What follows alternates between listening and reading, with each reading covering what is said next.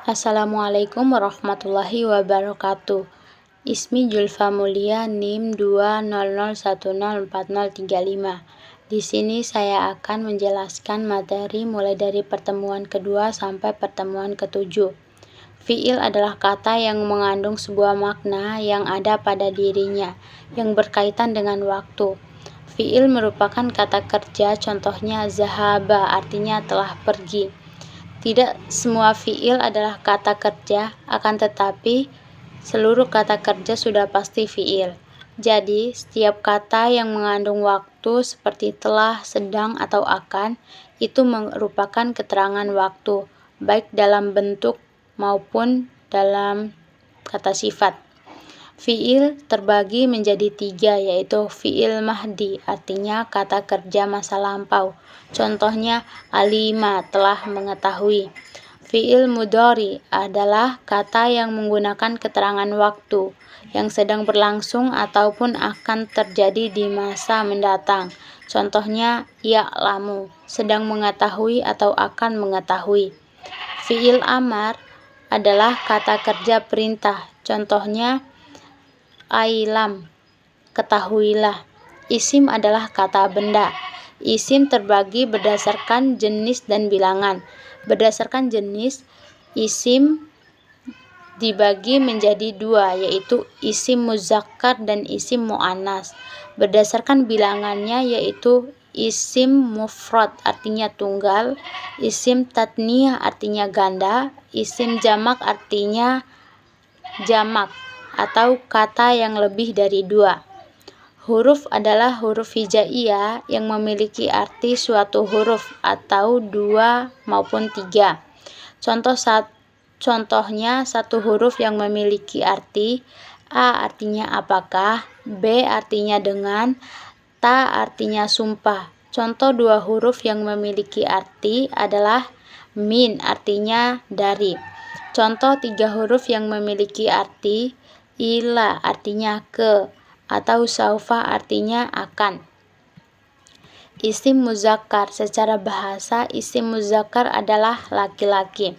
Secara istilah yang digunakan untuk mengelompokkan kata-kata yang termasuk kategori laki-laki atau zentel. Ada 2 kelompok yang termasuk dalam isim muzakkar.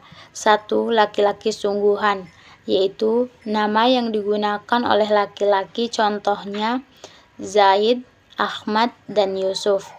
2, dianggap laki-laki kata yang tidak diakhiri tamarbuto, contohnya kitabun, buku, dan qalamun, pulpen.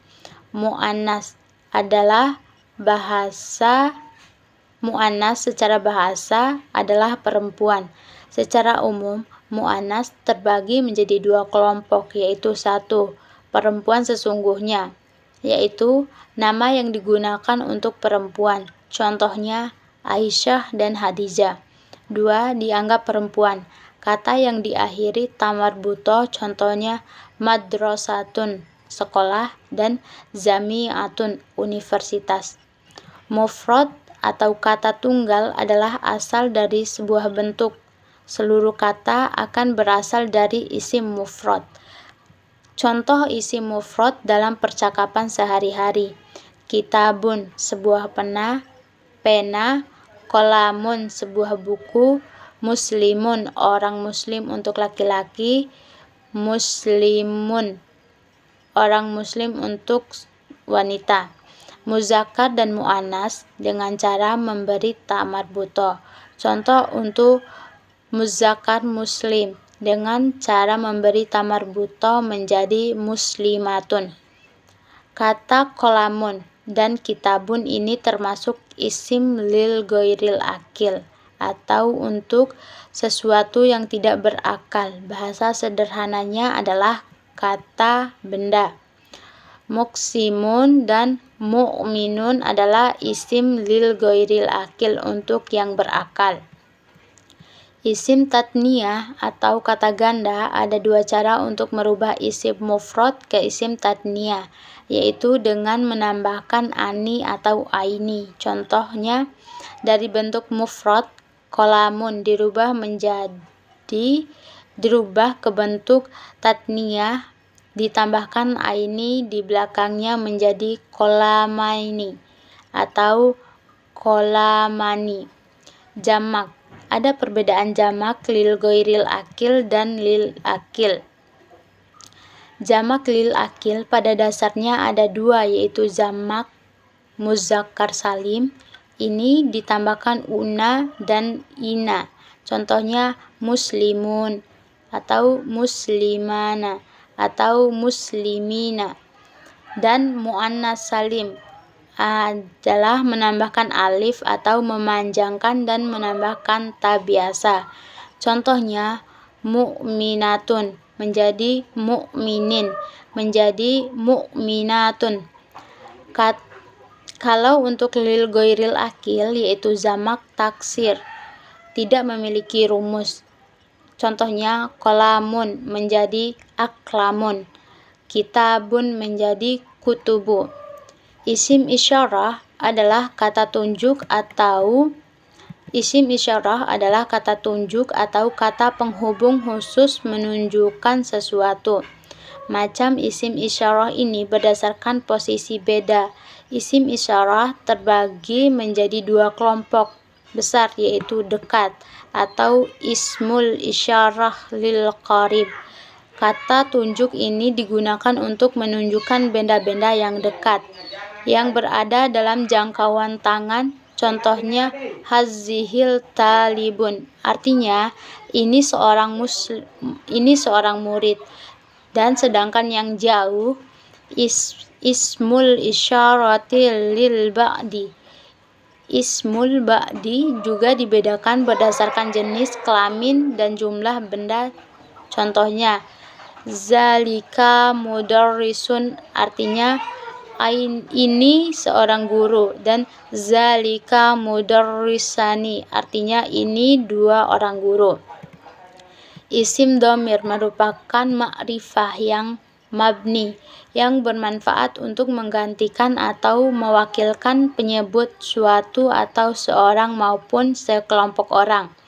Isim dhamir terbagi menjadi tiga, yaitu 1. Dhamir mufasil.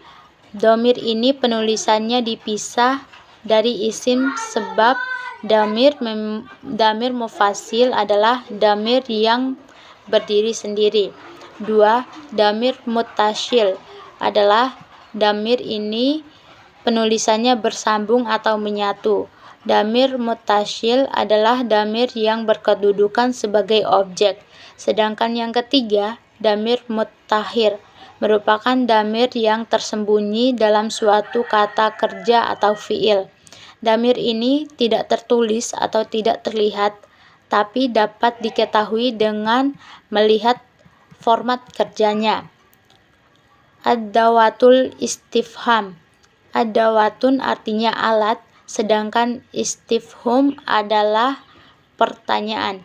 Jadi, makna dari dawatul istifham kurang lebih adalah alat-alat, huruf atau isim untuk bertanya. Adapun jenis-jenis adawatul yaitu huruf istifham dan asmaul istifham. Ada dua huruf istifham yaitu hamzah dan hal. Hal adalah huruf istifham yang digunakan untuk menanyakan suatu yang jawabannya iya atau tidak. Jawabannya ada dua, yaitu na'am, artinya iya, dan la, artinya tidak.